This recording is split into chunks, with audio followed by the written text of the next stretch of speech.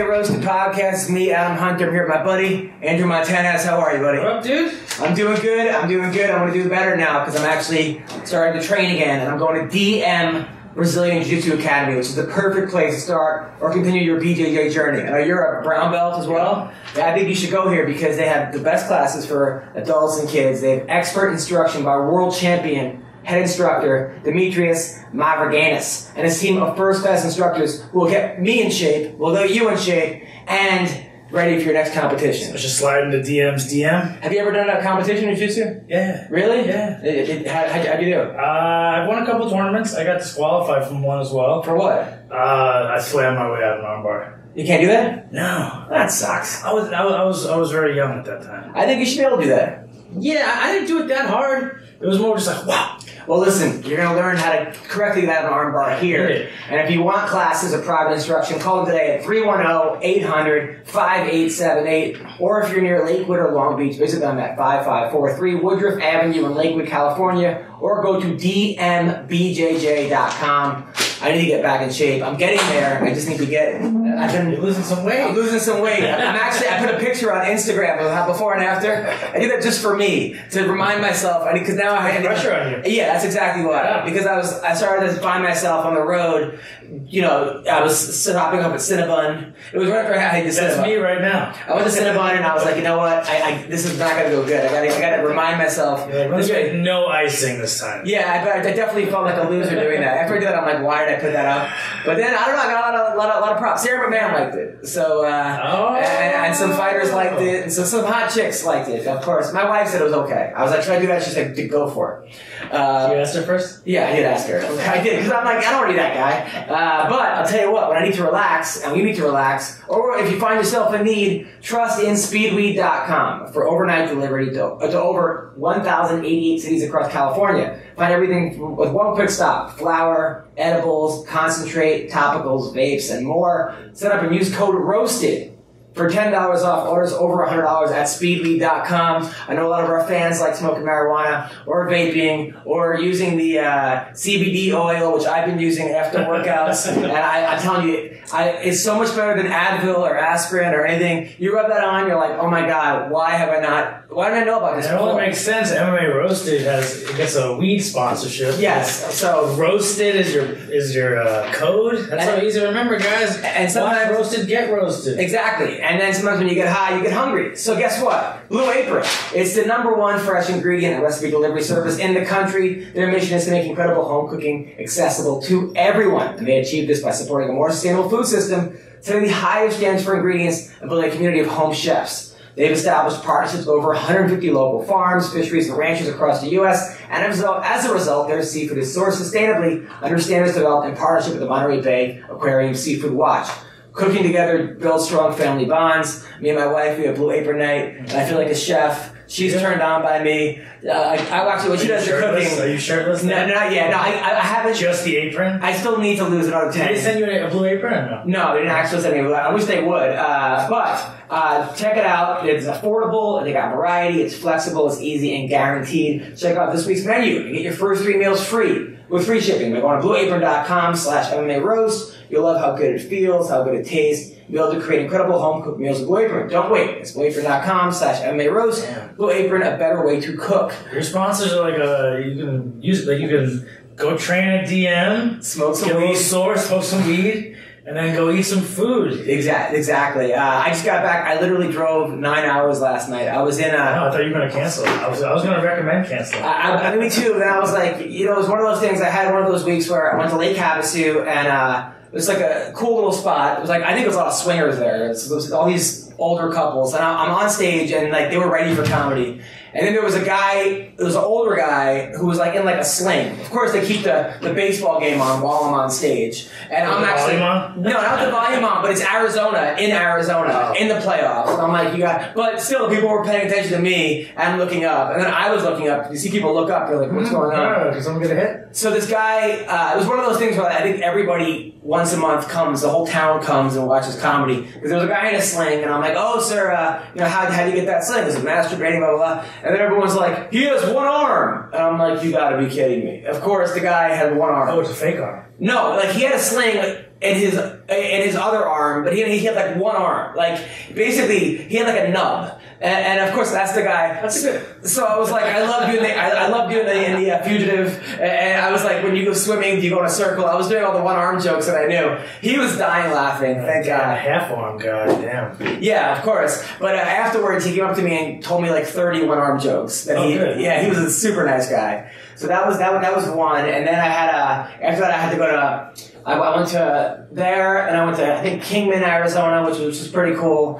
And then I went to Laughlin, which is like an older, it's like Vegas, but like, it's like older Vegas. It was actually pretty cool. I like older Vegas, but I ain't going to Vegas anytime soon. Yeah, once again, condolences to what happened in Vegas. So basically, I'm in Laughlin, and it was a couple bachelorette parties, which I never understood bachelorette parties at a comedy club. Because you gotta go a little wilder than that. Right, because bachelor parties. A comedian can control. Like, you know what type of comedian you're gonna get. It could fuck up the whole night. Yeah, a guy's gonna talk about being married and how much it sucks and this and that. You can put a real damper on your, stripper and like penis pops. And, right, and because the husband's going like having like a stripper on his face and getting naked or whatever he's doing. It's like me and the boys just gonna go get a cabin and Yeah, right, a cabin. Like that's the thing. I didn't even have a bachelor party because I'm like my whole life. No, your whole life's in a bachelor party. Yeah, I figured I probably know the stripper. It would just be awkward. I don't like every time I go to a bachelor party, the girls get the guy naked, and then he's about to cheat, and someone's like, "Don't do it, Ralph," or something, and then like it's a fucking after school special, and either he cheats anyway, or it's just something goes down. I don't even want to put myself. My buddy at a bachelor party once, like the girl was dancing on him, and she was like dancing in his face, and he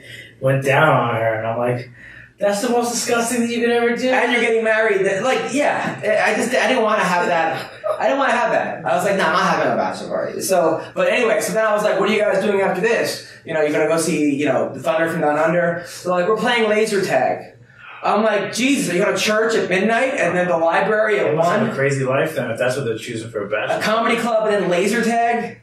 I don't know. But then again, I would rather my wife. A couple older? No. But they were fine, but I was like, Jesus. So, girls are fine like that. They can just go out as a group and like you guys would not have played. No, I'd be like, this sucks. And then if you go to a bachelor party where there's no strippers, I feel like it's so obvious that there's no strippers that it's like that your wife is probably like either that or like the marriage isn't gonna last. It's like it's like it's almost like he's walking on eggshells already. Nothing worse than a combined bachelor and bachelorette party. Oh my god, I've seen those. That's like you guys. I've seen those in Vegas, and I'm like, why is there a huge group of guys and a group of girls all in bachelor and like crowns? To me, that's the lamest. That's not going to work. Yeah, that shows us some like trust issues. I would like to see the stats of marriages that worked with combined bachelor and bachelorette parties. I guarantee it's like unless you guys are like real freaks. There's the other side of that too. Because then no, it's not what's going on. It's always like some Italian couple or something. Yes, they're not. They're from Staten Island. They're not real freaks. Of course. So then I went to yesterday. I was in where was I? I was in the Honda Casino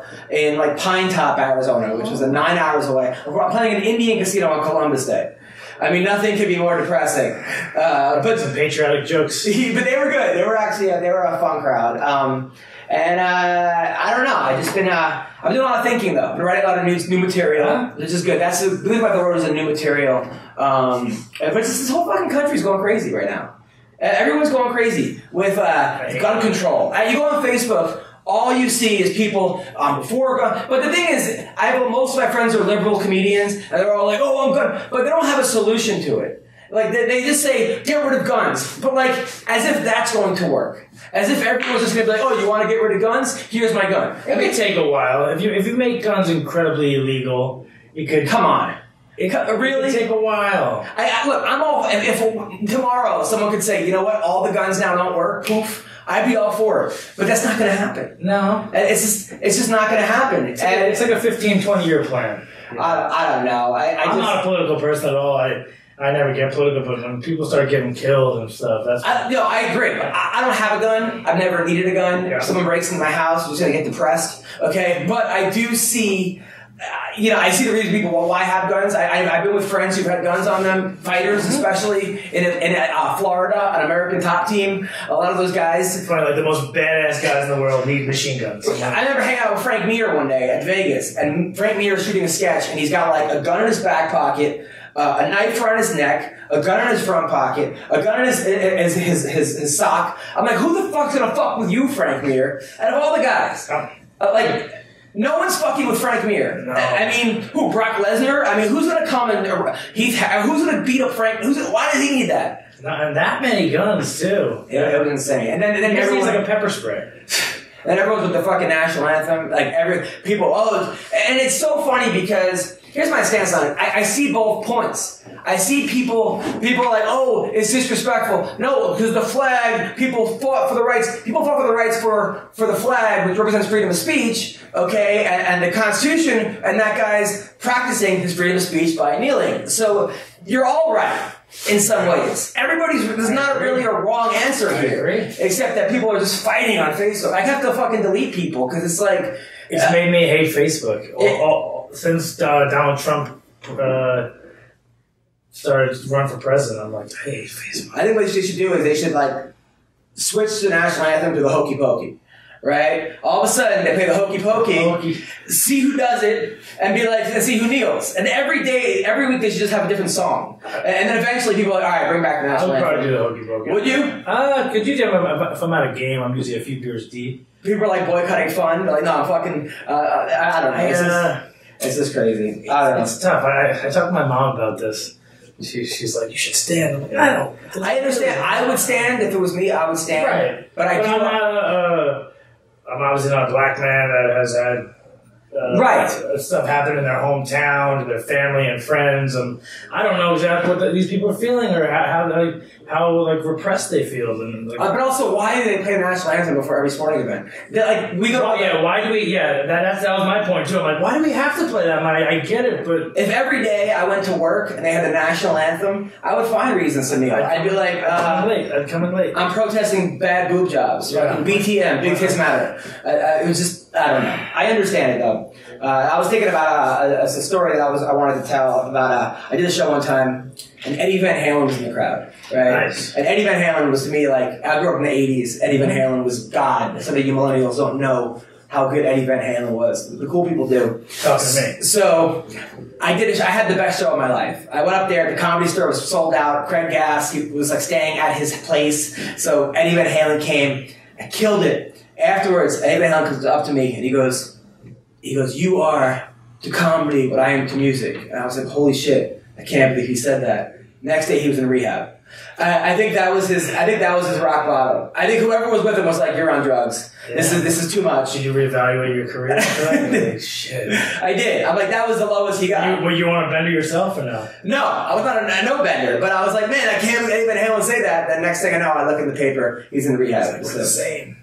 And then over the weekend, Cam Newton got in trouble for laughing. Everyone overreacted to that. But he also did laugh like a little child. So what? He laughed. I know. You should not be censored for laughing. He laughed like he was like a 6-year-old and the girl like. He should have laughed and just not said why he was laughing. Yes. And then laughed to himself and later on to his friends. Yes. Like, oh, it was funny. But you can't fault the guy for being honest. You could have giggled and just been like, and answer the question and move on. But I understand why he laughed, okay? And some women who, obviously enough women know football, right? But to him, enough don't, where it was funny to him. So what? Yeah. And there's some merit, yeah, because not many women are playing quarterback or playing wide receiver. It's like the intricacy of routes and stuff. I get it, but like if an Asian guy was like, oh my god, I can't believe I'm failing math class, I would start laughing. Because you don't hear that. You know, you probably get an A-. But all those journalists you get laughed at, because none of them can run the routes anyway. They're all completely... yeah, they all should get laughed at. It shouldn't just be the woman. All these guys are completely out of shape people that...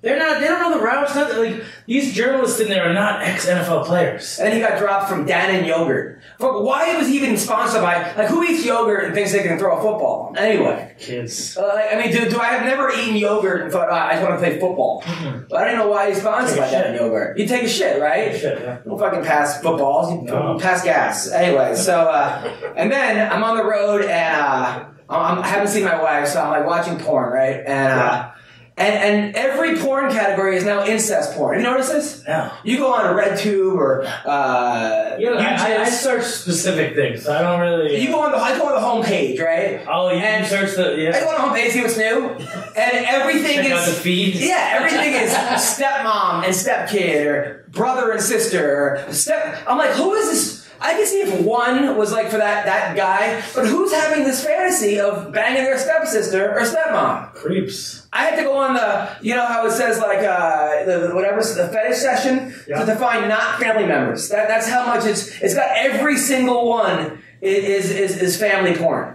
and someone's doing it. That's too much of a fetish. That's too. I have to find not family porn. It's insane. It's 10-1. Stepmother, stepsister. I don't know. I've never seen a girl and be like, oh, I wish she was my stepsister and I could bang her. That's fucking insane. I don't watch that stuff. Let's go on porn tonight and see what I'm talking about. Your wife's in Minnesota. Your girlfriend's in Minnesota. Yeah. Anyways, let's talk about fighting. This is a fighting podcast. So I'm trying to pick up, and I keep calling the other number. I called it. I tried to WhatsApp it. Everything. I don't know what's more of a disaster: this call or the fight you had on Friday. So. It's just not my week, man. It's some bullshit. It's okay, man. It's okay. You're still one of my favorite fighters in the world. I'm always a fan. You know. How are you, man? How are you? You called earlier. You're ordering McDonald's. Are you depressed? Are you eating McDonald's? And like White Castle, baby. White. That's awesome. White Castle. Well, why is it gotta be White Castle? Why can't it be Black Castle? This is fucking racist. This world, man. Yeah. This world. Tyron Woodley thinks this is racist that you're eating White Castle. Just so you know. He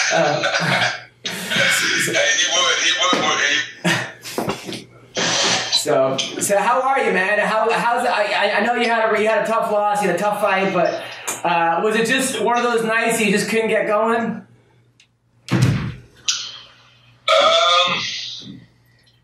Yeah, it's just been, I don't know, man. I had a good camp. I felt good inside the cage. I just felt good leading up to it. Even walking inside the cage, it just didn't click for me. It just didn't click. So, it's frustrating when I have fights like that. I've had 2 in a row. This is the first time I've ever dropped 2 fights back to back. So it's just frustrating. But anybody that knows me knows I go back to the drawing board, I get better, and I just come back and do what I need to do. I don't count myself out. I don't see this as a big, deter in my career right now. But it definitely hurts me. But it's just part of the game. So I just gotta get back. Winning ways, back to fighting how I used to fight. I mean, you do remember that you're a world champion, right? Like, not many people can ever say they were a world champion in anything. I'm not even a comedy champion of the Dime Bar on Tuesday nights, okay? You were champion of the world. That's something that no one can ever take from you. You do know that, right? Yeah, no one can take it from me but myself, and I think that's what I've done. I don't feel like, my world titles to myself has been anything spectacular. You know what I mean? A lot of people thought from being a world titleist, but to me it hasn't meant much because I haven't been able to do much with it. And some do say that I do carry a lot of grief on my back. I do hold myself to a higher standard, and I expect myself to. That's why when I perform, like the last 2 fights, I don't, you can't bring up, oh, well, you were a world titleist. A world titleist doesn't fight that way. So that lets me know that the times I won my world title wasn't shit for me. And for me to get back, I need to, reset my mindset, reset, how I feel, how I'm fighting, how I'm thinking, how I'm, everything, you just can't be like, oh, well, you've won a world title, yeah. All right. For me, it doesn't make shit all right, It makes it, if anything, more depressing, more heartache, because I should perform better. I should know better. I should definitely do better. And if I'm not, that's what hurts me. But you do know that, and I'm not saying, well, yeah, I won a world title, I'm done. I'm just saying that you've overcome so much to get to where you come from, and just don't let this all of a sudden take you back down. I mean, you're a guy, Daniel, you know, you were a national champ in high school, then you got kicked out of school. You were like homeless at 15, you know. Then you were in jail at 20, and then you went from all that to becoming a world champion. So, I mean, that's a lot bigger hurdle than being from going from 3 to 1.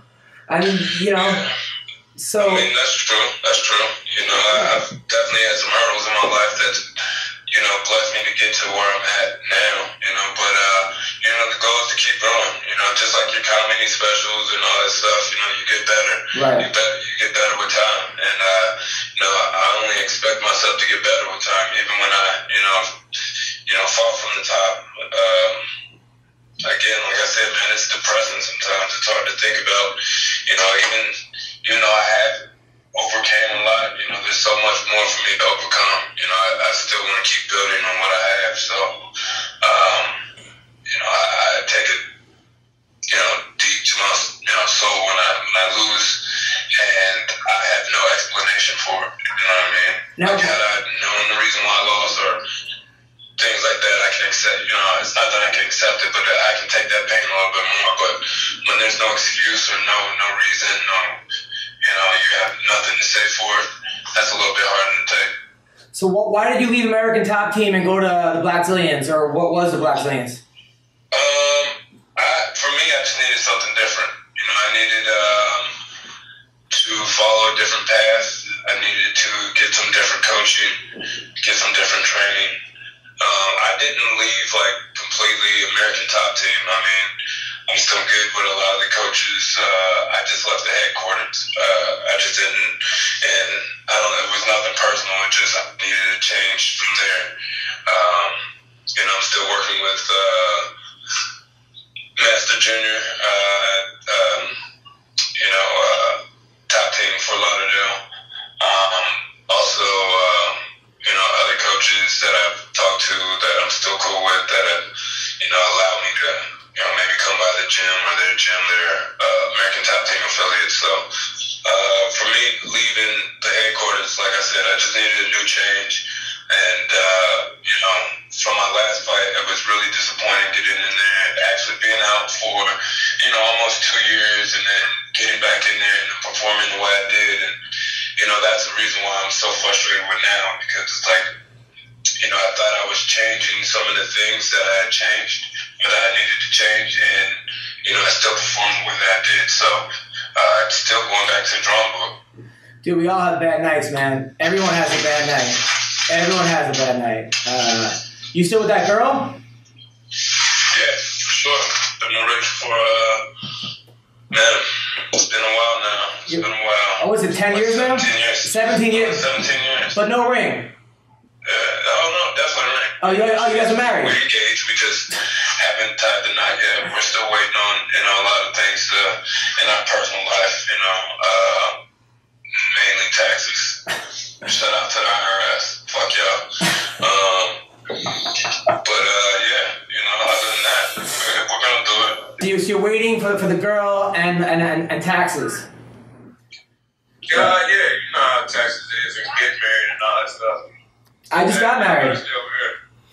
Yeah. So, yeah, other than that, you know, like I said, it's been part of my life for a long, long time, So, all right, well, listen, man. I don't know what to say.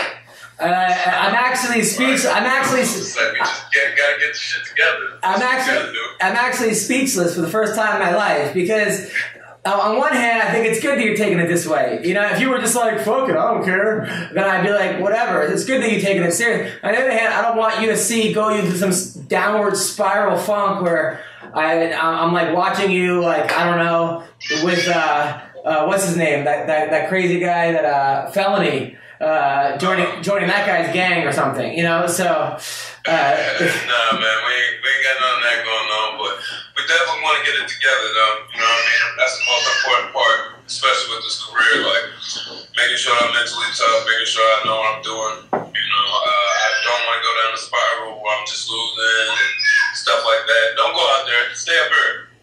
But, you know, it's important for me to figure it out. You know, it's important to me to support my family. It's important to me to represent my hold on. it's important to represent my gyms and stuff like that. So, yeah, I just got to get it together. That's the only thing. How many kids do you have? I only got one. I got one kid, but a gang of nieces and nephews, and that's family to me. So I don't have a. Hold on, baby. Yeah, why don't y'all come on to the backyard? I don't really have a big, blood family. So the family I got I'm real close to. So how many kids? Interact is with the little ones because I'm down in Florida. My daughter stays here in Cincinnati, so come on, mom. So how old is your daughter? My daughter's 5, man. She's 5, and now, as you can see, I'm with the great nieces and the great, nephews and whatnot. So wait, how many kids do you support? Wait, so you're supporting everybody's kids? Just family. And wait, so you got to support 12 kids? What's going on here? No, hell no. Shit, man. It's just, with me, man, it's just, my daughter's here, so when I get back to Cincinnati after my fights, I just like to spend all the time I can with them, you know what I mean? Like, I started fighting because of, the little family that I had. I started fighting because I needed a way to support myself and support my family and whatnot. So, when we talk about me losing a fight or me getting back, it all starts like right here for me, you know what I mean? So, all right, go ahead, baby. So, this is life for me, man. I win some, I lose some, but I stay grounded. I stay, I stay very humble, and I just find a way to motivate myself again. What did Scott Coker say to you after the fight? He didn't say anything to me, actually. I didn't really get to see him after. What happened is dislocated my elbow, and then went back in. So after the fight, I kind of just wanted to get up out of there, and so I never really seen him or got to speak to anybody. I just kind of got out of there. Obviously they wasn't too happy, but it is what it is. It's part of this game. Did you just had a fantastic night. You can't take nothing away from that guy. So did your girlfriend at least give you a nice Hummer afterwards? Like, listen, you're still the champ of my lives or anything? Yeah, I'm still waiting on it, bro. Still waiting. She called me a loser too and left. Oh, come on. Really? Yeah, right. That is some bullshit, man. What?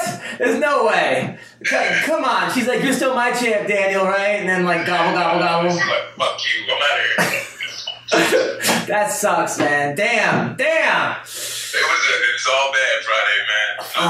Oh, man. Well, listen, man. Look, it's okay. You win. Look, people have lost 2 fights in a row and come back and become the champion. For sure, and that's what I plan on doing. I don't see this as like a huge loss. I still have a lot of fight in me, and I have a lot to go. So, there's possibilities. I know I'll probably be 2, 3, 4 fights, to get back to my title, but I'm there. I'm all game for that. Everybody knows that I take the high road, the tougher road. I'm cool with it. Now, by the way, do you always skip leg day at the gym? I do. I always miss leg day. Fuck you. I'm just saying. It does seem like I was like, damn, this dude's got a. Listen, Dan. Listen, you're a champ. You're a guy I look up to, man. Honestly. Yeah, you've overcome more than anybody I know. Yeah, you are. If I have a son and he gives me a hard time, I'm like this. Look, you think you have it hard? This guy right here, his dad abandoned him at 4. At 4 years old, you were on your own at 4 years old. You were going from I don't know, that's not true. I think, but you had a tough time, dude. And you're gonna look back one day and be like, I overcame so much shit. You went to jail for selling weed or something or some bullshit, right? Yeah, some bullshit. We'll leave it at that. And look what you've become, man. You're supporting yourself through fighting, and I got nothing but respect for you, man. Nothing but respect, and victory and defeat.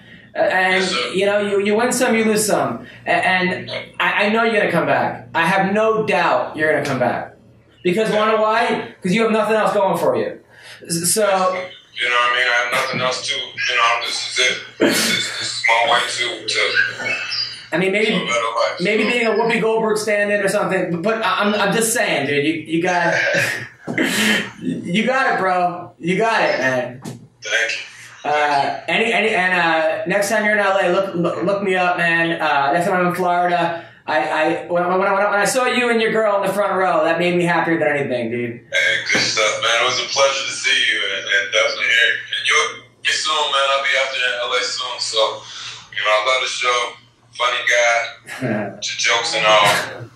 Thanks, Daniel. Thanks, man. Thanks, man. Stay positive. For sure. All right, take care, buddy. Yeah. That was Daniel Straus. Good guy right there. That dude, man. You talk about a guy who there's a guy that if I was ever in like a fight and I had to choose my team, my team, he'd be my number one choice.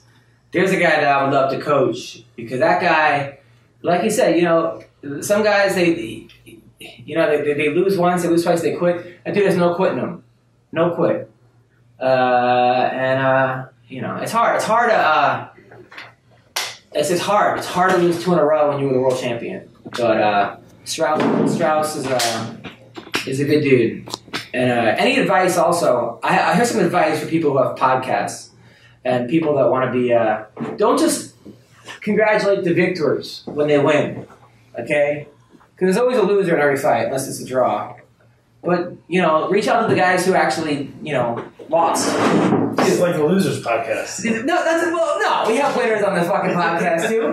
But a lot of guys, they just go after the guys who win. Oh, this guy win. Fuck that, man. People want the clicks. They want the people that are topical. But it's nice to hear the story of I think so. Losing and coming back. And these guys appreciate adversity. it. Not to mention they appreciate it because when they win, they're gonna come back on your podcast. Well, guys that lose usually don't get phone. Like, hey, you lost that fight. I'd love to bring you on and talk about it. Fuck that. Yeah. I like that you did that.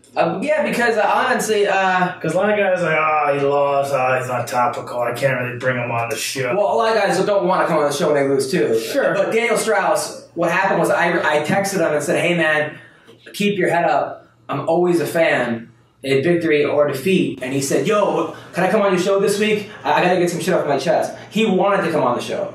So, and of course I'm going to say, "No, you're a loser." No, of course I'm going to say, "How about win one more fight and we'll talk to you." 1,000% you can come on the show. Anybody who loses their fight, that's the thing. It's not about, to me it's about the sport. There's always going to be a winner and a loser, or there's going to be a draw. And by the way, speaking of a guy who got a draw, we're going to call Beneil Dariush right now.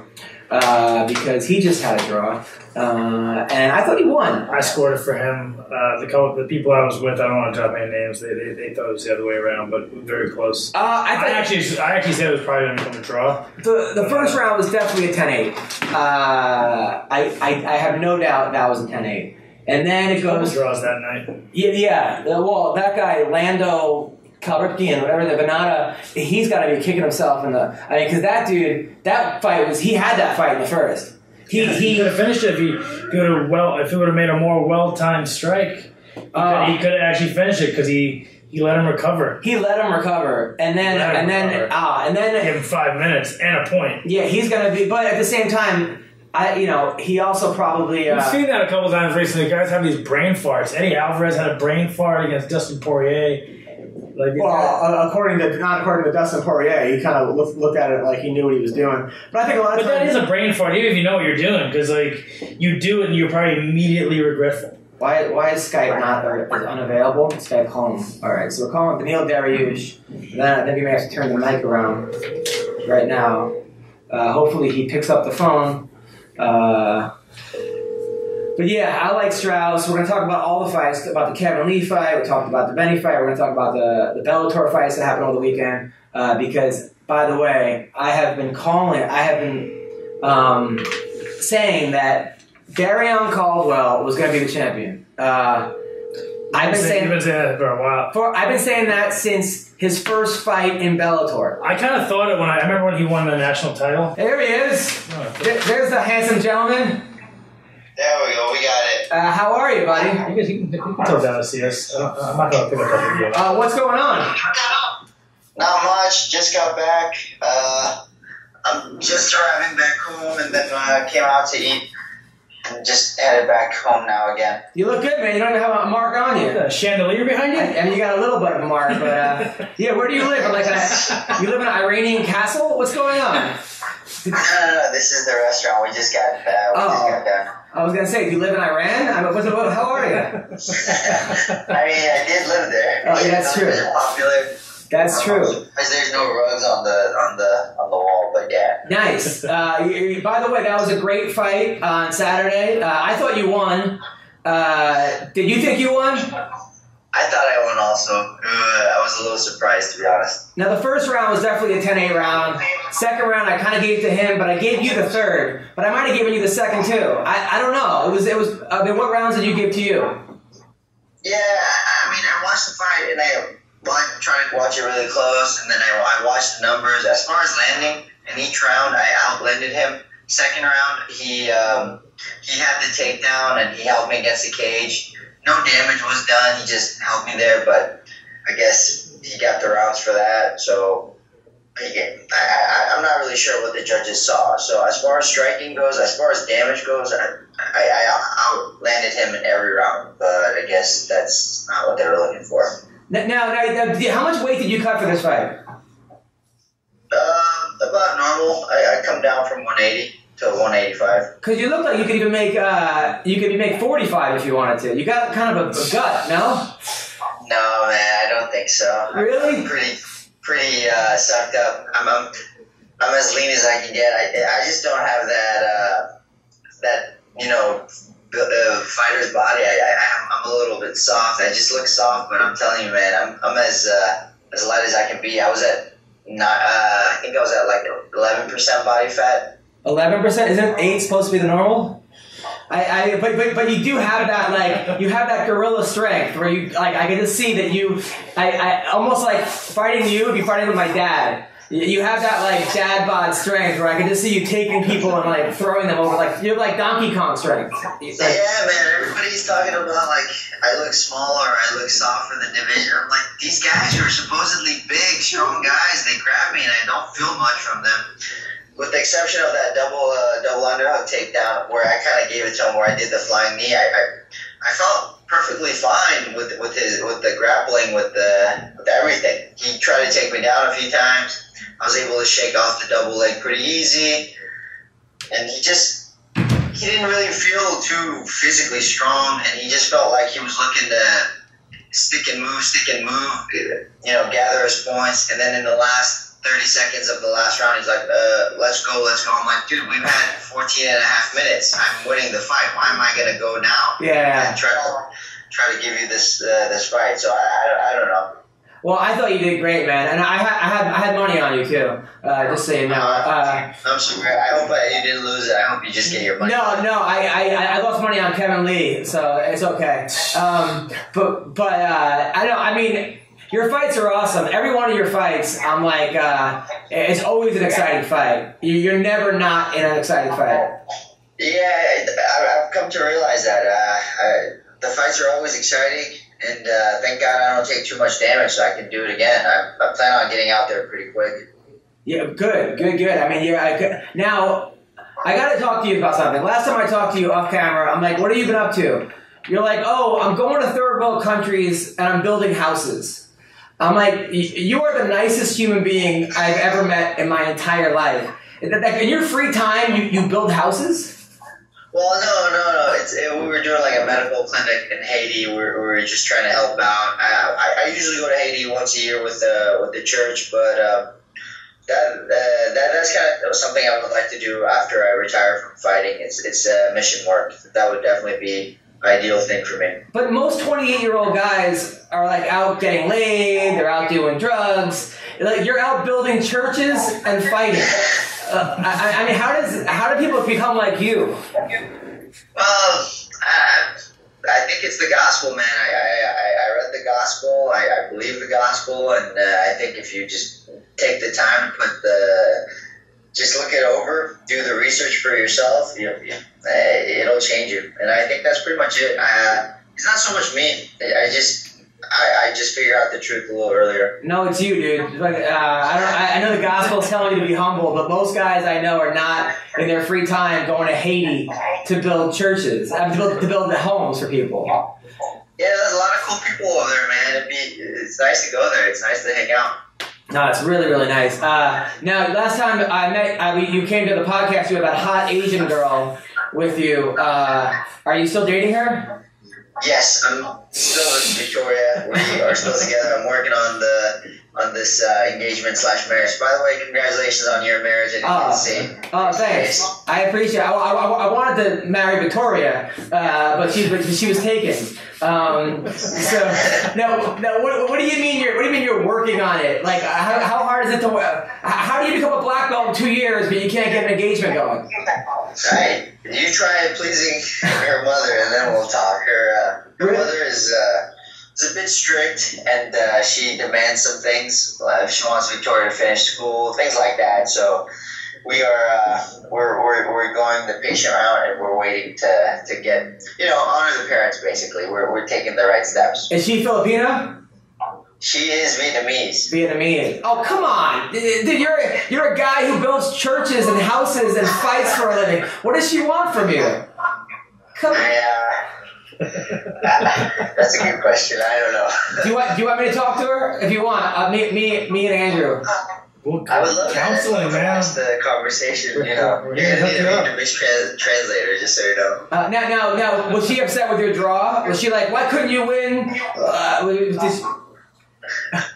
She doesn't watch my fights. She thinks it's too violent. So I'll have to go sit down and talk to her and see what she thinks. By the way, his girl is like trains with him. It was his training partner. She went to the gym. She was wearing yoga pants, right? Everybody was checking her out, and of course this guy comes in. We're like, oh great, of course. We just thought this hot Asian girl walked in, and then Benny's like, hey, I'm here. I'm like, oh, forget it. I love some yoga pants. Yeah.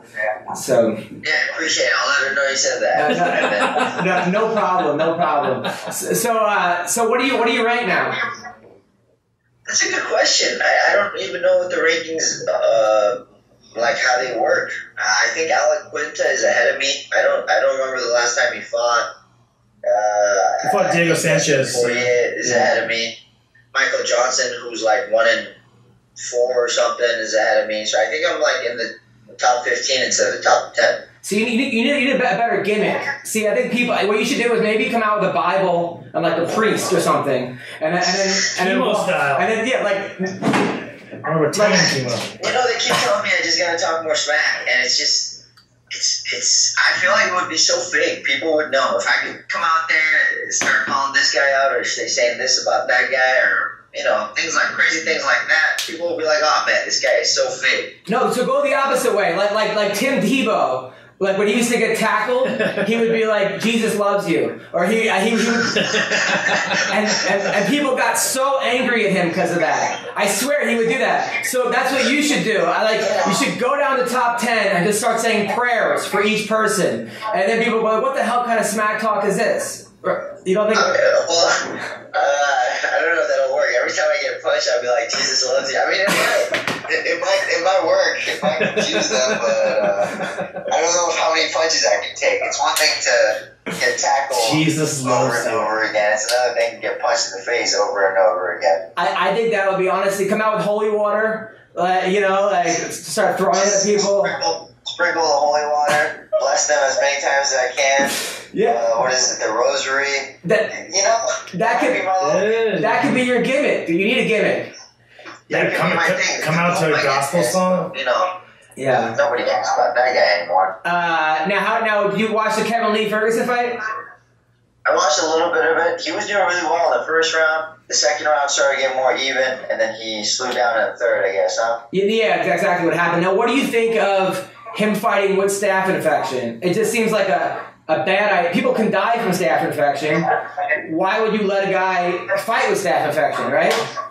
I think he wanted to fight. I mean, that's a big opportunity because he might not get another opportunity like that. He's ranked number 7. He's not ranked number 1. He's not the number 1 contender. Do you know what I mean? But, I mean, do you think they should have let him fight with staph infection? I mean, what if now he gave Ferguson staph infection and now Ferguson's got it? Well, I would have to wonder if they spoke to Ferguson about it, and they kind of got that cleared up. Because like you said, it could cause a lot of problems. So it just depends. If they kind of got the paperwork done ahead of time, then they're okay, you know. But if not, I totally agree. It would be an issue.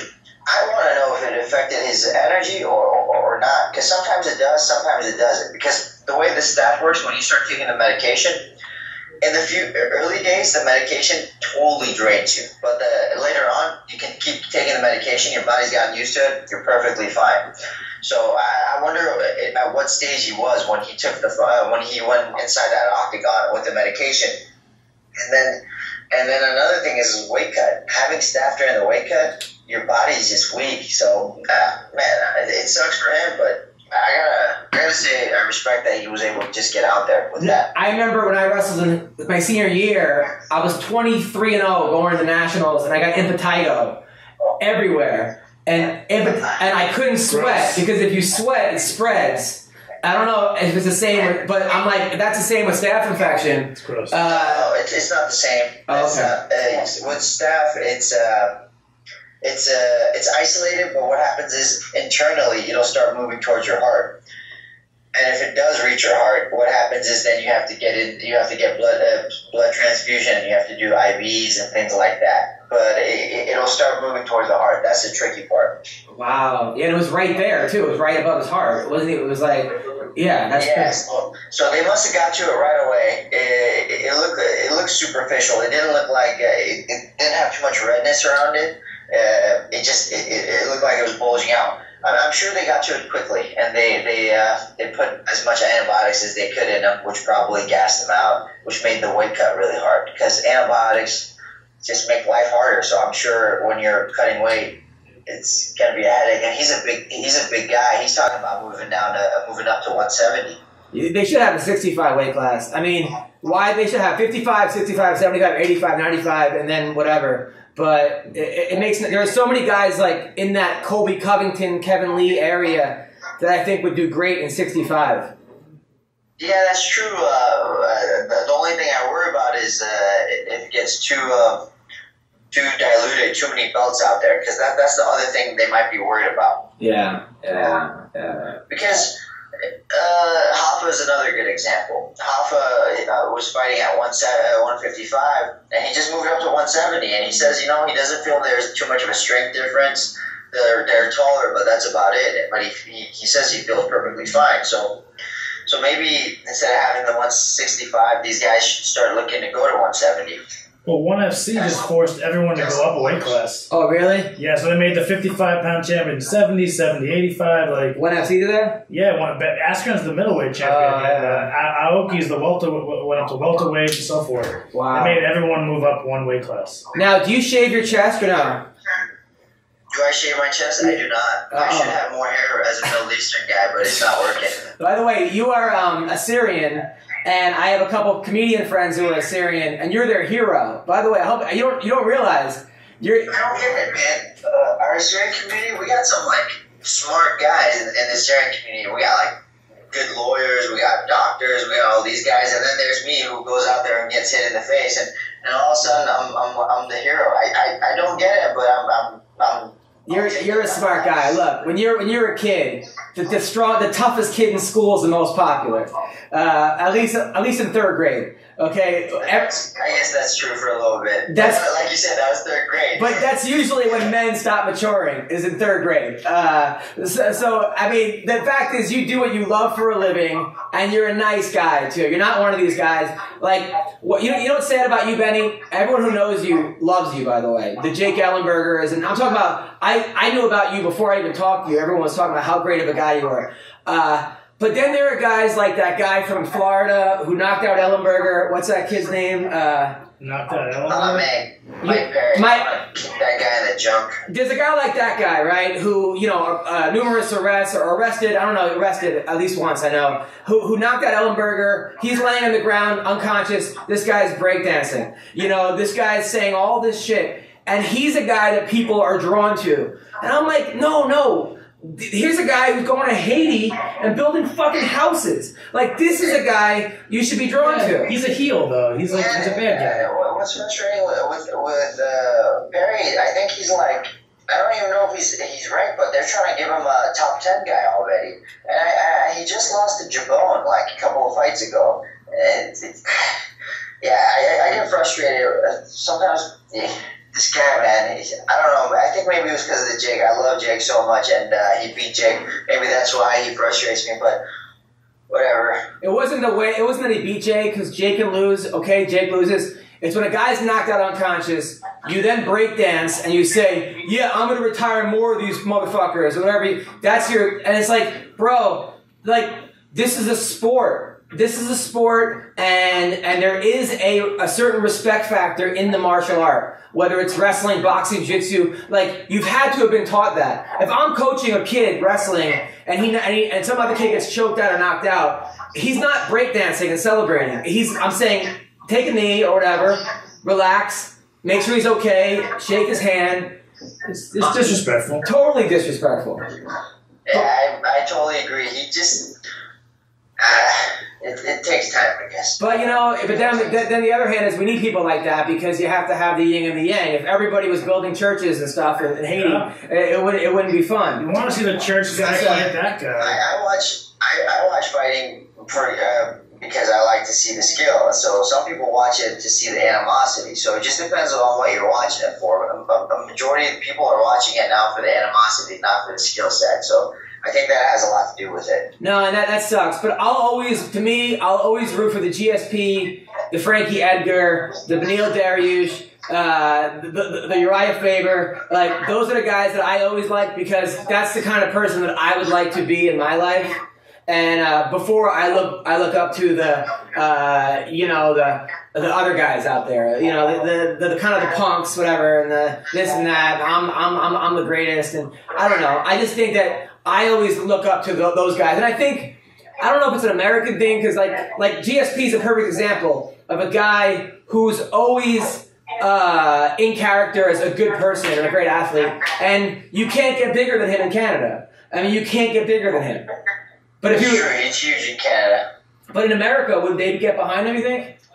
I think fans would behind him a bit. He held the belt for so long, but even like Bisping, it's like it's like an act. Bisping, at least to me, I mean, maybe the Rock Hole was a bit disrespectful after that. Like you don't know where you are, but I don't know. Then again, these guys are fighting in a cage for a living, and you can't expect everybody to be, Joe sportsmanship. So I don't know. I have too many opinions and too many conflicting thoughts, and I'm fucking tired. So. Look, here's the thing. Sometimes I feel like we expect, because I'm the same way. I want the guys I look up to, I want them to be perfect. Frankie Edgar is one of my heroes because I think he's amazing. But at the end of the day, you got to remember, we're just fighters. Yeah. We're just a bunch of knuckleheads. So we might act like knuckleheads in and out of the octagon. So it's just one of those things. You just gotta take it with a grain of salt. Well, Benny, you're a role model, and that Vietnamese mother is crazy to not accept you as her son. What the hell does she want? I mean, who's going to get better? Is she going to get Chuck Norris? I mean, who's going to do better than you? It's ridiculous. I don't want to say anything. All right, well, thanks for coming on the show, man. I would love to have you in the studio. If you ever have any free time, we're here on Wilshire Boulevard. We'd love to have you in the studio. Maybe let's try in the coming weeks. All right, well, thank you, Benny, and enjoy your time off. Appreciate it, brother. Thank you. Take care. That was Beneil Dariush. Yeah, what do you think of Benny? Great fighter. Great fighter, good guy, right? He had I forgot who he had his debut against. Was it Michael Johnson? He had his debut against someone really good. He really impressed me. And I was like, this guy could be a champion one day. I remember Jake telling him that he submitted Jake or something in practice, and Ellenberger back at Reign, that's all you heard was that. I remember Mayhem Miller, back when Mayhem was, before Mayhem had the breakdown, when Mayhem was submitting Sakuraba in Pride. Knocking out Robbie Lawler. A little after that. But I remember bringing up the name Jake Ellenberger to Mayhem, and him saying, oh, that's one guy I would never want to fight. He goes, Jake Ellenberger, oh, that's a guy I would never want to fight. And then Jake, I remember telling me that this kid, I out of nowhere was running shit over it. Like, who is this kid? Mm-hmm. And then he said he got his black belt in like 2 years. He came over to this country, didn't speak English. He got teased, he got picked on. He had no athletic ability, never wrestled before, never did jiu-jitsu. And in like 3 years, got his black belt. He's just very, very clean fighter. Very, very technical, aggressive. It's funny because there's a guy you see at a bar, and you're probably like, who's this nerd? Not me, but the average jabroni. And the kids that I grew up with in Long Island, at Straus in Long Beach. Look at this. They were the guys with the tribal band tattoos and the roid heads would look at. You never got one of those. Oh, come on! But they would look at his Asian or his Vietnamese girlfriend and be like, "Oh, she's hot," and she's with this guy. She's with this guy. Next thing you know, they're getting this shit beaten out of him because this dude. I mean, he just. By the way, Brian Caraway just texted me, so we're gonna have Caraway on right now. We have a lot of interviews today. But I think it's a good show so far. An all interview show. No, it's not. We're gonna talk. All interview show. Come on. All right. So Caraway, can you FaceTime? Can you Skype or FaceTime? I think Caraway has a fight. There's a guy who, what is going on with his career? Because, and I'm not saying that to be disrespectful at all. Because I like Brian Caraway a lot. I just think there's a guy who, his last fight was a victory over Aljamain Sterling. Yep. And you see how good Aljamain's doing. By the way, Aljamain basically... Maybe the hand brow. And he also called out the entire Greg Jacksons over the weekend. He called him... yeah, I saw him blowing up on Twitter. He called him Craig Jackson. And then he said that they never produced a guy from scratch. And then someone, Jackson MMA, liked a Twitter post where someone called Aljamain an N-word. Really? And yeah, that's just stupid. Yeah. That's stupid. There's a couple ways to look into that. I'm like, maybe some people will like a post to let people know that they saw it, rather than they actually like it. You know, when people talk shit about me or something, I'll usually like the post. So there's a couple different ways. Like, maybe sometimes you read the first half of a post, you just like it, and don't read the second. Yeah, I remember half. it was happening during right towards the end of the fight card, right when the fight was ending. This was like kind of trending on Twitter.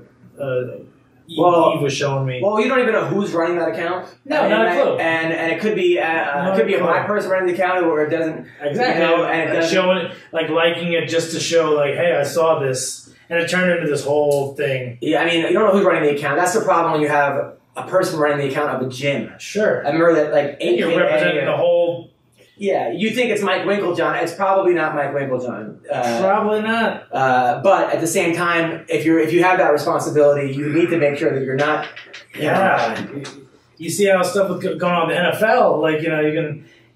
It's great. People will stop supporting Jackson MMA. I know. People get very sensitive. I know Greg Jackson. I know Mike Winklejohn. I don't know them know them, but I've met them, and I can say from meeting them that they probably do not strike me in the least as racist. No, they're great guys. I did a private with Greg Jackson a few years back. Really? Yeah. It's amazing that guy because like he's the guy that everyone goes to as the example of somebody who's never had a fight, who's a great fight coach. Yeah. A lot of them aren't that special. Like, look at Matt Hume's record. He didn't have a lot of fights. He beat some great people. He didn't dive into the sport forever. Or John Danaher. Oh yeah. These are guys that don't really compete, but people put them at the highest echelon of. Oh yeah, and then there are guys that are great fighters, but they just can't coach. Coaches, yeah, because they get frustrated or they could have just have natural ability that they realize. Oh shit, I just can't coach. I think Magic Johnson lasted 3 days as the coach of the Lakers or something. See that? Yeah. But athletic ability does not translate to coaching. To all you guys who think you can coach, fantasy football is back, which means FanDuel is back. Fantasy football for everyday fans. New contests starting every week. No busted seasons. You can get something for everyone. Lots of contests to choose from, starting at just $1. Pick a contest, choose your team, and watch your score real time. I do it every week. I win money every week because I love doing it. I love football and I love playing fantasy football. And over 2.5 million players have won a cash prize playing fantasy sports on FanDuel. Sign up today. Go to FanDuel.com. Join the Join Now button and use my code MMA Roasted. New users get free entry into the NFL Sunday Million with over $1 million in cash prizes when you make your first deposit on FanDuel. Just visit FanDuel.com, set up a promo code MMA Roasted. That's FanDuel.com, promo code MMA Roasted. Void where prohibited. So I think we're going to call Caraway right now. If not, we're just going to talk about fights and stuff? Yeah, there were some great fights this weekend. We haven't even. Well, let's talk about. Not even talked about. Well, I'll talk about Darian Caldwell for a second because there were 3 guys that I could honestly say I picked them as being world champions. Well, the first time I saw them, one of them was Daniel Cormier. Obviously, that was not the hardest thing to pick. Although I do remember me talking to Dana White when I was at Fox Sports and saying, if Danny Cormier beats this guy and John Jones beat this guy and doing a whole thing, will Jones fight Cormier? And everyone's like, you're crazy. That will never happen. Blah, blah, blah. It's exactly what happened. And now Cormier is a champion. The other person that I said, the first time I ever saw him fight was Chris Weidman. And I think that was when he got a victory over, I think it was the guy who got banned for steroids and now does pro wrestling out of Extreme Couture. He's the guy who always had the funny intros, the funny. He was dressed up as like Don Fry or Dan Severn. Oh yeah, Tom Lawler. Tom Lawler. When he beat Tom Lawler in less than like a minute and a half in like a standing guillotine, I believe it was. I know Chris. Yeah, I know Chris would be a champion when we were like in high school. There's a guy that I was like, and when he transitioned to MMA, I was like, people beware, because he had a very successful college career. But I used to wrestle with Chris, and I used to see the way he could control guys' wrist and his riding. I'm like, this could really translate to mixed martial arts. What's crazy about striking was like the only questionable thing, but he picked it up pretty fast. What's crazy about Chris Weidman was that he said he didn't even try that hard in college, and he was a 4-time All-American. He didn't. And which is nuts, because I wrestled D3 for a semester, and I think if I would have stuck with it, because I lost to the kid ranked 8th in the country, my like 5th match in double overtime as a freshman, as a true freshman, not even a redshirt. And I think if I would have stuck with it, by the time I was a senior, I could have been an All-American D3. I think that maybe I could have been a national champion D3, but maybe I could have been top 4. Maybe. Yeah. Maybe number 1 if I would have dedicated my life to it. Yeah. And that's D3. D1 and not try that hard, I don't think people realize how hard that is. That's next level. Yeah. I mean, that's beyond next level. I mean, Todd Beckerman.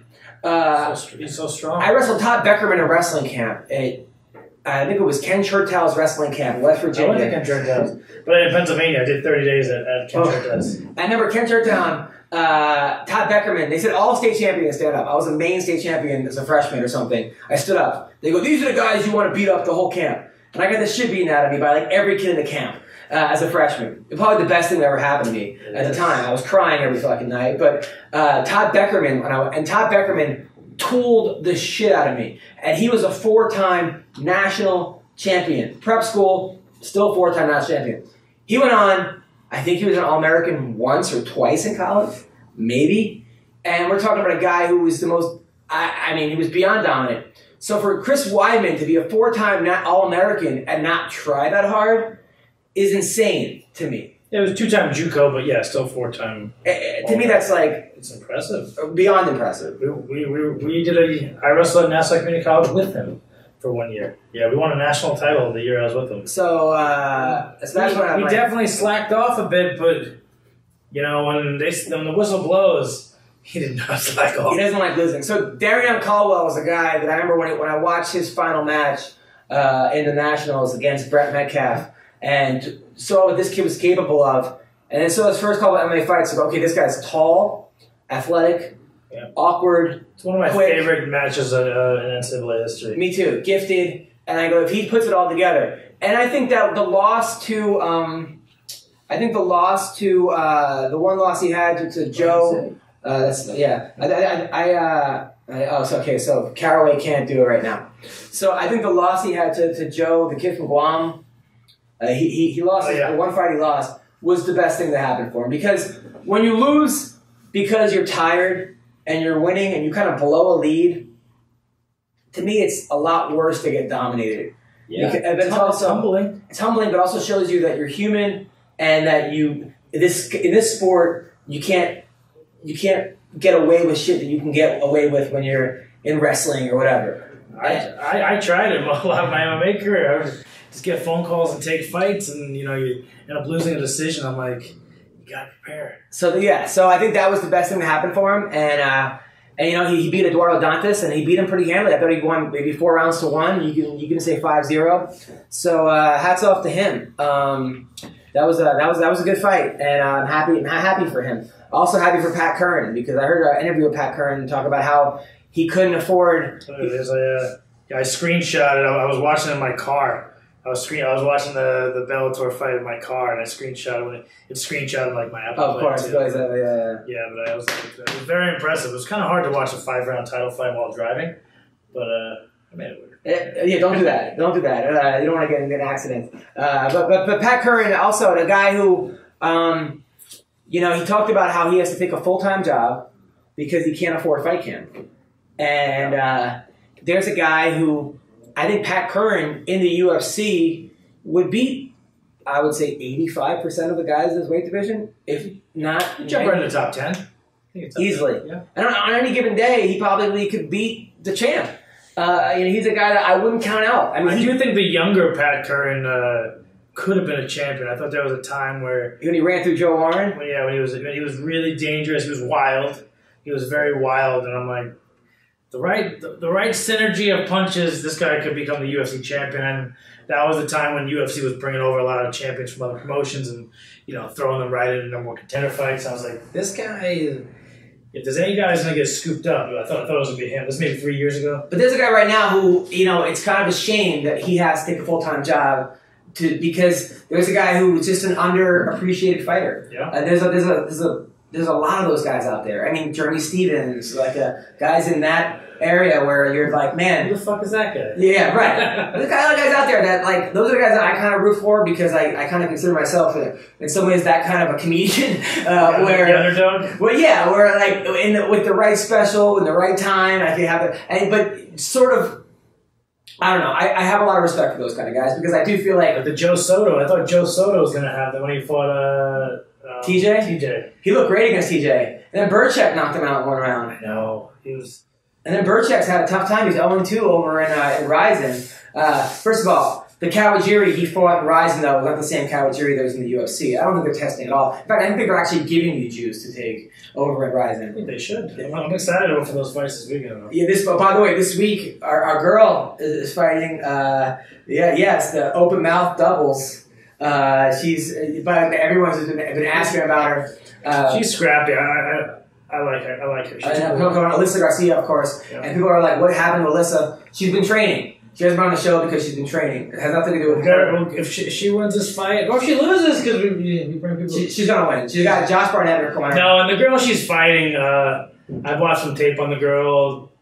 She fought girls that did not have good records. She's got a very padded record. I'll tell you though, she is the horniest hot chick I've ever seen in my life. Nice. Like literally, I took a picture of me and Kevin Lee, and it was Colby and Dean Thomas, and she writes, "Man, I wish I was on that podcast." # open mouth doubles. Like she said to Sarah McMahon, she wanted to shoot an open mouth double on her. I never heard of an open mouth double. First of all, I always I guess you're going in the center and that kind of a GSP blast double. But the fact that she's saying that to 5 men, I'm just like, Jesus Christ. And why wasn't I single when this shit was going on? But a girl like that, I would have fucking fucked it up because a girl like that you can't control. You have to almost play hard to get so that she falls for you. And it's only I think there's only a matter of time before you kind of fall for her. Like, and a girl like that, and she's gonna whip you around. She's young, she's wild. You're not gonna be able to tame that chick. She's that wild cat. I wouldn't even try. Yeah, you have to kind of. She just comes over when she wants to have sex. You just gotta let her be wild. But it would bother me to see her with other guys. If I was fucking her. It'd probably bother you now if you see her with other guys. No, because I'm married. I'm happily married, and I have my own open mouth double chick that's fucking complete. Dude, my chick is... My own open mouth double chick. Dude, I came home last night, 9-hour drive, and my girl wanted to have sex. I'm like, dude, I fucking took a 9-hour... I mean, like, I'm getting 2 hours... fine, but like... It wasn't even fine. I was like, I cuddled with the dog, and I'm like, she's ready to have sex.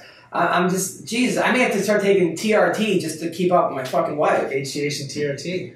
You on TRT at all? No, I don't take any supplements. I take speed weed. And that's it. I hear you. That's it. So I'll tell you who else. John Moraga. There's a guy, I'm happy for him because there's a dude that I think has had some bad luck in his career. and they keep giving him these. He's staying in the UFC. He's had this career. They haven't been able to cut him. He's been knocking out undefeated monsters. He's not won every one of his fights. No, but the last two he won against. Yeah. He's sort of like with Leslie Smith, where they kind of throw her these undefeated girls, hoping I think they can make a name for the other girl, and it's the wrong person to put up against. Because Moroga... Yeah, the undefeated guy wins, or the other guy, like you can ride off that undefeated. That's kind of what he's doing. Yeah, good for Moroga. And then Bobby Green, I'm happy for him, because there's a guy, I remember when we had the show last week, both Vince Pichel and the other guy that was on, Terrion Ware, said that Bobby Green in the gym is a monster. They say in the gym he fucks everybody up. In the ring he's a monster too. Who? In the ring he's a monster too. Not always. I mean, I was there when Poirier... Did you see him when he fought Dan Lozon back in the day? I did, but I also saw him when Poirier just blasted him out like quickly. Well, it's two monsters against each other, yeah. But it was someone else though that Green also had a tough time with. I've seen Green struggle as of late. Yeah, certain styles don't really work for what he does. I think he likes like this weekend was probably not the best style for him. But I think also it turned into an amazing fight. Like I was like, this is gonna be fighting the night before. I'm like, this has fighting night written. More because Lando Venata throws crazy strikes and Bobby Green's incredibly tough. But I think there are guys like Uriah Hall and Bobby Green where they get in their own heads, and it's almost like when they get past that first round, then they all of a sudden start fighting. Where they're like, you know what? I can win this fight. You know, if you can't get them out in the first round, you're in for a war. Yep. Uriah Hall seems to be one of those guys. Yep. I mean, you look at what he did against Mousasi, where Mousasi couldn't get him out the first time in the first round, and then he came back. He's with a flying knee from hell. That was But that first time, then he got beat up on Mousasi the second time. But it's got to be so frustrating to coach those guys because you realize how good they are. But speaking of Mousasi, got a big fight next weekend. That guy that he's fighting, not Shevchenko. the guy that Tito beat. Shlemenko. Yeah. I thought he was going to run through Tito. Too small for Tito. I didn't realize that. He's got a crazy record at 185, and you go and fight this guy that cuts down from like maybe 230. But people were picking him over Tito. I picked him over Tito. But I was also like, Tito's so big. He takes this guy down. Like the way the guy fights, Tito's a kind of a lay and pray type of guy. He's also a guy that gets in his head. Yeah. Tito gets in. I mean, everyone gets in their head. It's almost like it's hard to coach that. I don't know if mixed martial arts world fucked up Tito though. They give him Ken Shamrock 4 times, whatever it is. Like Liddell. But then they gave him give him all these clown fights. It's like you give him like these nostalgic throwback fights. You mean now, but. Even when he was fighting Ken, he's been doing these like kind of circus fights 4 times. He's been doing these circus fights forever. I don't know. Tito's a guy. He's a porn star. He's definitely someone that purposely. He's a Trump supporter. Makes him get in his head. Well, I remember he actually won at the MMA awards last year. He won fighter of the century or something. The big award, right? And he comes out there and he makes this nice speech, and everyone's behind them. And it came from nothing. And then in the last 10 seconds, he goes, "And my hero is Donald Trump," and then everybody gets angry at him. It's like he couldn't, and everybody, you just saw the whole crowd turn from That's his fault because they probably got in his head more after that. Just say the right thing and shut the fuck up. No, Tito is that he blocked me on one account, MMA Roasted, but then followed my other account, and then he responds to my other account.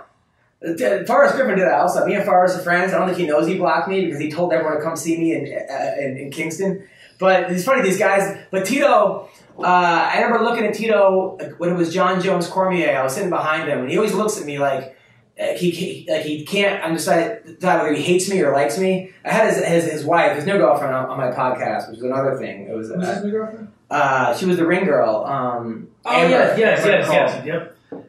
And it was funny because she used to date John Wood, and she talked all this shit about John Wood on the podcast. And then John Wood hit me up. He's like, "I gotta get on the podcast." And then John Wood started dating Jenna Jameson, and so they swapped. So Tito dated Amber. Wood dated people not respect their own penis. Wood dated Jenna. What's going on? And then Wood also dated Colleen Schneider, who dated Josh Barnett, and they all come to my comedy show unbeknownst to me, like I don't know that Colleen. So now it's like Josh Barnett and Colleen when they were together, and then it's John Wood and all of the syndicate guys. So it's Chiesa and two other guys, and I'm on stage going, guys, give it up for all the fighters, and I'm pointing everybody out. Like, Wood tells me he thinks that Barnett's gonna fucking tackle him. He doesn't know if there's gonna be a fight. Yeah, it was fucking, the MMA community is a very small community. When it comes to dating, it's even smaller. Yeah, you guys, maybe at home, don't hang out in this community. A lot of people having sex with a lot of people. But my favorite You've seen a lot of, like, female fighters dating, like, it's just a revolving door. But my favorite John Wood story was, so him and, I think it was either Colleen or Amber, I think Amber, like, was moving out of his place, and they had, like, a restraining order, it got really bad, and she was selling all this shit on Facebook, but he was blocked. So he's having a fire sale, like getting rid of half of his stuff, all of his stuff, right? For like $10, $20. I mean, these like expensive dressers, and Mike Pyle calls up Wood and he's like, "Hey man, just want to let you know, like your ex-girlfriend's selling all your shit on Facebook." And he's like, "What? He goes, "Don't worry, I bought half of it." He goes, "Gonna give it back?" He's like, "Hell no!" So he said, and that's his best friend. So he said every time he goes, fucking crazy deal. So every time he goes to Pyle's house, he sees like his dresser, and armoire and stuff. Yeah, that's hilarious. Mike Pyle, a good deal's a good deal, you know. What do they say? Like, possession is 9/10 of the law. So I don't know what the fuck. So and then other fights that happened. Walt Harris. I feel bad for that guy because I don't feel bad for him. Really? No. Well, he might have got pressured into the fight. Well, he was gonna fight. I mean, to go from the Godbeer to that's the problem. To go from the first fight of the night to fighting someone that arguably is the best heavyweight of all time. You think so? In Purdue? I don't argue it, but people argue it. I wouldn't say that. I mean, over Fedor? He beat Fedor. But that wasn't in his prime. I know, but that's the argument a lot of people You have to go prime heavyweight, right? No one's better than prime Fedor. Okay, so all right, but okay, for the sake of Harris. All right, so but the problem was when you take a short notice fight against a Verdum, who's such a jiu-jitsu specialist, you can't all of a sudden take that on 24 hours notice, or even 24 weeks notice. I mean, that's the thing. You have to prepare against amazing jiu-jitsu heavyweights, which how many are there out there? Yeah, I mean, well, he was going to fight, Godbeer, right? What was the guy's first name? Mark Godbeer, who was a stand-up striker. Right? Probably look at Mark Godbeer's record. Is there any submissions on there, really? Tailor-made for Walt Harris. I mean, tailor-made for him. Guys just going to stand there. From a UFC standpoint, I look at that as almost a no contest or a non-fight. You can't really say, "Oh, you've lost this fight." Now, does he make what the Black Beast would have made for that, or does he make what he would have made to fight Mark Godbeer? That's a good question. Yeah, so I'm looking at this guy. He's got 2 wins by guillotine choke. The rest TKO. Yeah, he's a guy's a stand-up. The guy's he's from England. Yeah, he's stand and Wang, and that's exactly what he was training for. At the same time, if all of a sudden you're going to make 10 times what you were going to make, they had to have slipped him something. They had to say, "Hey, we'll throw you an extra 20." Well, he seemed like he was in good spirits because I tweeted him afterwards direct. I DM'd him and he was like, big fan. Maybe throw him 20 to 40 extra grand because UFC's they're saving money too. They're definitely saving money. He also tweeted, "Hey UFC, can I get a participation trophy?" Which was pretty damn funny. And he said he was out at the after party afterwards. He didn't get hurt. No. I mean, he didn't actually take any damage other than his arm. It probably was jacked up the next day. But I don't think you could definitely see the level of jiu-jitsu though, and it's. Well, that's the thing. It's you saw the way he defended the armbar, his legs up in the air and stuff. But also, like, Verdum could make any brown or black belt look like a white belt, too. So now, what I want to ask you is this before we end the show. Brian Caraway, who I thought we were going to have on the show, kind of screwed me over a little bit here. Still a Caraway fan, though. Are you? Yeah, I like Caraway, but it's kind of a dick move when you say, "Yeah, I'd love to do the podcast," and then you don't do the podcast. But shout out to Brian Caraway. Do you think, according to Kevin Lee, right? So Kevin Lee, I had money on Kevin Lee. Sorry, Ferguson. Kevin's been on the show. I had money on Ray Borg too. It was a 10-1. It was $20, but it won me $400. So I was like, all right, maybe fuck it, $20. I'm in Nevada. Gambling's legal. That's the thing about I don't like gambling on those internet sites Nope. because you have to go to a money order place. I got a bookie if you need one. I don't like it because you got to go to a money order place to collect, and then it's a fucking, you got to wait at the Wells Fargo, whatever the you know. I got a bookie. We have an account that we share, and we like. Maybe, I don't know, but it's a lot easier when you're in Nevada. Just go downstairs. It's more fun too. Yeah. So Kevin Lee I bet on him 3 times in a row and won with him. So I'm like, all right, Kevin Lee's my man. Yeah. He's my friend, and he almost won that first round. I mean, if he would have hit 20 more seconds, who knows? He might have had a punch that put Ferguson out. Maybe. Yeah. Ferguson seemed comfy there, but yeah. Now, according to Ben Askren, he tweeted out like really submitted from guard or something like that. You're an amateur or something. Called him an amateur. And then according to Sean McCorkle, said that Kevin put himself in that triangle because he was tired. Now, do you think that is what happened? That didn't seem like that's what happened. It's like a yes and no. He didn't put himself in it, but he did let it happen. He was very tired. He was being very heavy on top, and when he started to push that arm through, he chilled for a couple seconds, and then as soon we were watching with Eve, and I was like, this fight's over. As soon as he pushed the arm through, he looked so exhausted. I'm like, he's not even gonna have to pull the arm across because this dude is lactic. He cut so much weight. He's exhausted. Well, what I don't get is this, right? So that was not an amateur triangle. That's a high-level triangle. Well, I'll to not discredit Ben Askren for his tweet. This is what he wrote. And like normally when people talk shit, I actually like to retweet them because it's kind of like talking shit. But I'm like, I don't even want to retweet this. But he said, so Ben Askren tweeted this. He said, Ben Askren's a heel. Is he a heel? I mean, he's usually right on the money. But he said that, seriously, who gets tapped from guard in 2017? Amateur shit. Do you believe, I mean, is that? I wouldn't say it's amateur shit. I think it's not high-level defense. It's not I wouldn't say it's amateur because there was some accumulation. It was definitely exhausted, maybe amateur as far as maybe the preparation. Maybe the extreme weight cut wasn't the smartest move. Dana White made a good point that they have this UFC facility where they have nutritionists and free food and all this stuff. You need to cut weight. There's people that will help you. And then McCorkle wrote, when you just want out of a fight, so you practically put yourself in a triangle, unbelievable. Is that, I mean, but my only thing was this, right? I'm not going to doubt Kevin Lee's heart. Subjective. I'm not going to doubt Kevin's heart. And so McCorkle's went into plenty of fights. Not training. I remember his last fight, and I love you, Sean. You were at my wedding. We're good friends. But your last fight, you did 10 minutes on the treadmill for your last fight. That was your preparation. He did like key lock. No, he's like, but he did 10 minutes on the treadmill. I mean, so maybe. I mean, however, he did beat Mark Hunt in 55 seconds. A prime McCorkle, I would have put against most heavyweights. However, that's not the thing. But Kevin Lee, right? So he's in that, he gets that armbar. Tony gets that armbar. And he's in guard. And he gets out of it.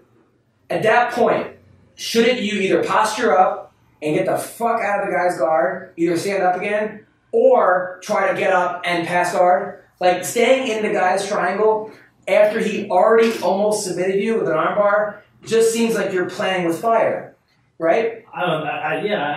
Kevin Lee should have never stayed on top for any bit of time in a guard, but after you get armbarred the first time, get the fuck out, right? Isn't that? I mean, that's get what I'm. The fuck out. But at the same, so you have to have mental awareness that you're tired too.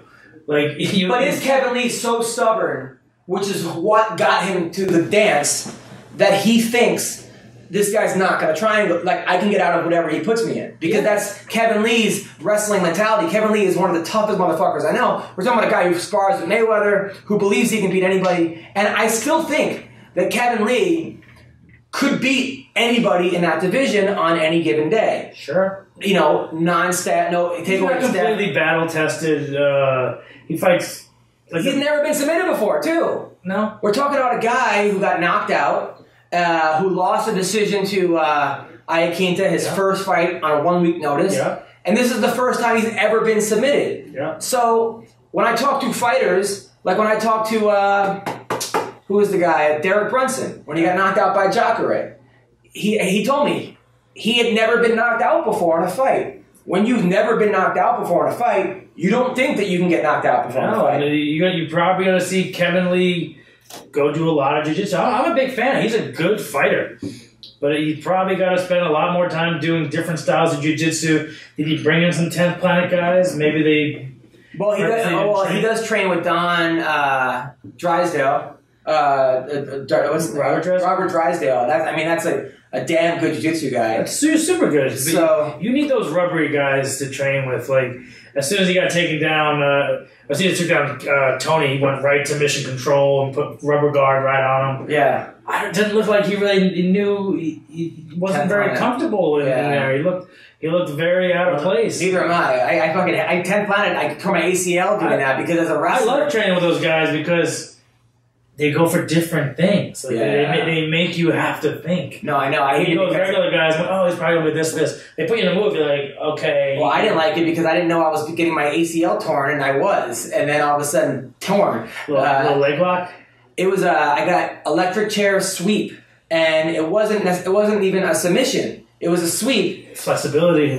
And as a wrestler, you know, people don't know this who don't wrestle, but as a wrestler, you're taught to power out of everything. Anytime you're on your back, get off your back. Anytime you're in a, it's power out. It's get out, get out, get out. Jiu-jitsu is a little different. Yep. It's no one to tap, no one to, you know, and it's a hard transition for a guy like this really stubborn guy. That's why in the beginning of the UFCs, you saw Kevin Jackson, who was a two-time gold medalist Olympic, lose in a minute and a half to Frank Shamrock. 14 seconds. Oh, 14 seconds? I mean, you saw guys like, what's his name? Kerry Kolat, who was a 4-time state champion. I believe he was a national champion. He lost to that guy, the Animal, the guy from Portland, Oregon, that lost to Uriah Faber. In that, you ever see that they did a documentary on him on some weird like MSNBC did some documentary? Probably. Curry Kolat is 0-1 in MMA, who lost to a guy who I believe has like a 20-11 record. Mm-hmm. Good fighter, but not the level that fucking Curry Kolat is. No. So yeah, we've evolved past that, but there's still that wrestling mentality of I can get out of anything. Yeah. And you know, Kevin Lee didn't know that. And it's also too like when someone starts to put you in a submission, you got to make a decision. You can't just wait a second or two. You can't like. Well, that's the thing. My biggest problem with jiu-jitsu was when, you know, wrestling. You think you're getting the takedown and you're in the guy's guard. Yeah. Is that first side control is like so hard for wrestlers because a guy like Kevin Lee who started wrestling in high school and in college, but he's probably like, I got to take that, and then all of a sudden you're in someone's guard. It's you're retraining your brain, and that's hard for a lot of people. Yeah, there was definitely like it's definitely his hardest fight. You could see he like when he was going for takedowns, it's like like no win. Like I know in the second round when I saw that dude's muscles. I'm like, shit. I saw him breathing heavy. Yeah. And I was sitting there with a boxer, a guy who, the comic who opened for me was a Arizona State champ boxer. Oh, nice. And he had like 100 amateur fights or something, and he never went pro, but he was a good boxer. And he sparred with like Vasily Jirov and some great. That's a good fighter. Yeah. But he was telling me, he's like, I like the way Kevin Lee's boxing. In that first round he goes, this guy, he liked Kevin Lee better. He goes, Kevin Lee's gonna knock him out in the 4th round. I go, no, come on. He goes, no, trust me. I go, he liked the way Kevin Lee's stand-up was compared to Tony. He was like, this guy's unconventional, Tony. Yeah. But he liked the way, but then Kevin Lee all of a sudden started getting heavy on his feet. He wasn't doing. No, he was super heavy on his feet. I don't know why he went for a takedown. It's you know, he did have success in the first round, but I think maybe Tony could have baited him. I don't know, man, but you know, keep your head up. I called him a couple times. I tried, you know, guy like Kevin Lee, you know, you see him crying afterwards, and you know, no. That means he cares. Kevin Lee did nothing but earn a ton of respect and fans, and he made $250,000. He never made $250,000 before. Him at 170, I think is the right place for him. He's not a 55-pounder. But at 70, I think those guys are too big. Kevin Lee is smaller than me. No. Yeah, like not with his shirt off, obviously. Right. But you stand next to Kevin Lee, he's not a big guy. But then again, neither was Hector Lombard, and there's Hector Lombard, and there's Jake Ellenberger. I don't know, man. That 170, I don't know. I would like to see Kevin Lee versus Rafael Dos Anjos. That would be a good fight for me to see. It'd be a good fight. It's a good fight, but like obviously Rafael has been knocked out. But now Conor McGregor. Before we leave, look, Conor McGregor obviously amazing, awesome, best fighter in the world. Dude, no, he's not. No, he's not the best fighter in the world. Demetrius Johnson's the best fighter in the world. He made Ray Borg look like me playing with my little brother when I was a little kid. And my brother was like, Max, love you, Max. When I used to just take him and throw him around and do whatever I wanted to my little brother. Tough argument, but yeah. That's exactly what... I mean, Demetrius Johnson is a man playing with boys. And no disrespect to Ray Borg. I like Ray Borg, but shit. Well, I was talking about this weekend. I was like, you have guys that are... I think Demetrius Johnson's the best martial artist in the sport. I think fighter. I think Conor can really fight. I think I'm obviously obsessed with the sport. I think about it all the time. Conor he tries to knock people out. He's beautiful on his feet. Yeah, I think he's a better striker than Demetrius Johnson. I have a feeling that he's going to fight Paulie Malignaggi in his next fight. Paulie's talking about it already on Twitter. Maybe he's trying to get the fights, but he can get 10, 15, 20 million for fighting Paulie Malignaggi and arguably beating Paulie Malignaggi. Yeah. Or he can fight Tony Ferguson. Canelo Alvarez. He can fight Khabib. I mean, no. Canelo Alvarez, he's not going to fight Canelo. I mean, maybe he will, but Paulie Malignaggi is a winnable fight for him. Oh, way more winnable than Canelo. Canelo takes him out in 4 rounds. Come on. I have to really look at that again. Give me a break. I'd have to see him count as much. 4 rounds. He's a lot taller. Dude, this dude does not. It's a different sport. Am I drinking the Kool-Aid? Come on, yeah. Right. I mean, he didn't knock out Mayweather. Mayweather's a very defensive fighter, but still, yeah. Although that one body shot did hurt him, and the 10th they didn't call it.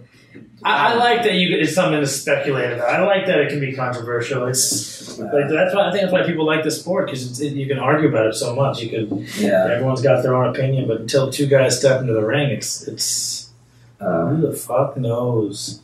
But no, Demetrius it's his. I think his era is really starting right now. I think a window opened up recently with John Jones.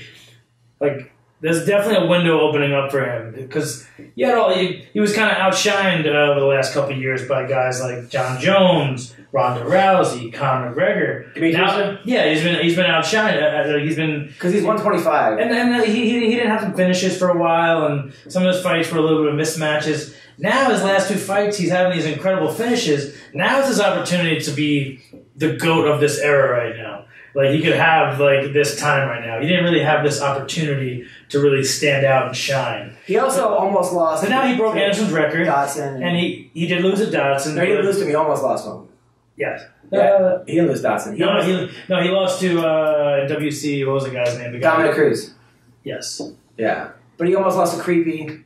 I thought he lost that fight. He definitely won the second one. The first one was super controversial. Yeah. A little bit of a refereeing and judging botch.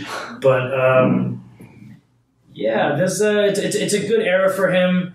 There are some super fights that are opening up for him, whether it's TJ going down or him fighting Cody Garbrandt for some huge payday. Now that he's broken the record, he definitely has an opportunity to... Here's what's sad. Here's what I think is sad, is that he's a disciplined guy. He's a nice guy. He doesn't party, doesn't fuck. At least I know. I mean, maybe his party consists of him on Twitch playing a couple beers, and he's not a wild man. But if John Jones had his discipline, we wouldn't be having this conversation. Well, John. But the problem is that Brian John wouldn't be talking about John, because it would just be like, enough of John. Well, John Jones would be the best fighter of all time. I mean, no one would have beat him. He's had one close fight, was to Gustafsson. Yeah, he didn't train for that. I mean, this other guy has losses. Yeah. DJ has losses, not the other guy. But John Jones has no losses. So we wouldn't be having this argument. But John Jones, being the kind of athlete, it's just, I hate to say it, but I really don't want to see John Jones go down the same road as other amazing athletes that I used to love, i.e. Darryl Strawberry, Mike Tyson, Dwight Gooden, Lawrence Taylor. There's a huge it's Barry Bonds. He's still, to me, he's probably the greatest fighter of all time. John Jones is probably the greatest fighter. I think so. It's hard. I mean, people have never done what he's done so far. I mean, he's just dominated everybody. He knocked out Daniel Cormier. I mean, who's knocked out Daniel Cormier ever? He's as well-rounded as they come. Obviously, we haven't seen very much off of his back jiu-jitsu. He tried a flying triangle against Rampage. He's never been on his back. He's been for like 3 seconds. Short amount of times. Anyway, so what do you got coming up? What are you going to come up? Next weekend, we're doing Fight Party Live on Pluto TV. We're doing the Bellator fight, and then we're thinking about doing we're doing a live broadcast, but I think we're doing the next day as well, the Cerrone Till. Okay. We're going to do a brunch. We watch the fights. We have a chef. We show the moves. By the way, Pluto TV, people, is free. Free? Free. Absolutely free on your Android, on your iPhone, on your Roku, on your Apple TV.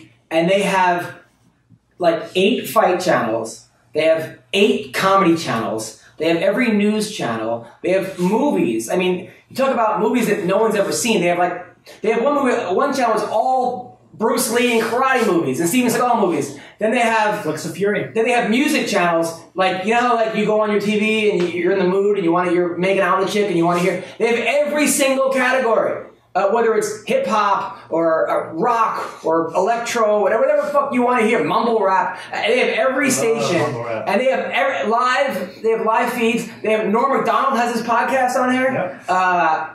You can watch Norm's podcast. I mean, it's amazing. I saw a commercial for it in Vegas, by the way. The podcast? No, for Total TV. Oh, nice. We're also we're in a new Vizio commercial, which is Vizio is building us into all their new TVs. So and they play MMA Roasted podcast. This is the first network that is like, you know what, we're playing your podcast all the time. How fucking cool is that? And this dude Andrew's in charge. And Andrew's a guy who has fought before. I mean, he has fought in Strikeforce. He knocked out Joe Merritt. Mm-hmm. Joe Merritt is a damn good fighter. Verbal Tappage, actually. Strange guy, but a great fighter. Verbal Tappage. He was the model in the UFC. So he knocked out a UFC fighter. Anyway, so you want to go on Pluto TV. It's unbelievable. It really is the next generation of television. Appreciate all the nice words about the app. And it's free. I've been here about 4 years since it wasn't even an app. We were just an idea. It's free. It's nice to see where it's come to. I mean, news, comedy, fighting. A channel just for Fear Factor. If you guys love Joe Rogan, we have a Fear Factor channel, 24/7 Fear Factor, World Poker Tour channel. Yeah, it's unbelievable what they have on Pluto TV. So if you don't have cable or you wanna watch it on your phone.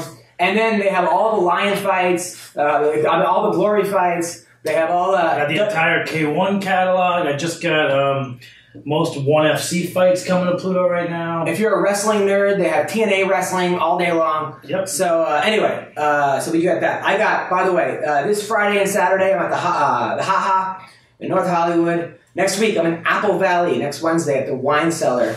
This Wednesday I'm at the Laugh Factory in Long Beach. Next Thursday, I'm in Riverside, California at Romano's. Next Friday in Brentwood, but not Brentwood near us, Northern California at Caps Oak Street Club. And Wednesday, the 25th of October, I will be at Laughs Unlimited in Sacramento. So Team Alpha Male is going to come. I'm going to see Brooke Mayo. I'm going to see all the Team Alpha Male guys. So come check me out. Wednesday the 25th. Send me that pic, Andrew. And then if you're in Seattle, I'm at the Hawk's Nest in Alki Beach on Thursday the 26th, as well as the Riverside Golf Club. I'm playing a golf club in Chehalis, Washington. And then I'm in Mesquite. That's a great place to be from right now. I'm in the Casablanca Casino in Mesquite on November 3rd. The Orange County Prison. Then I'm in Maui, November 10th, 11th, and 12th. So anyway, I gotta go coach kids wrestling. You guys have been great. I can't thank you guys enough for tuning into the podcast. And Andrew's gonna take care of it. If you don't like Andrew, tell him because he loves. Yes. Reach out to me. He loves hearing about that. I don't mind. It keeps me motivated. It keeps me. You're all good. So listen, thank you guys so much. Thank you. Better myself. Thank you, Speedweed. Thanks to Benny and Daniel Straus for coming on the show. Take care. Bye-bye.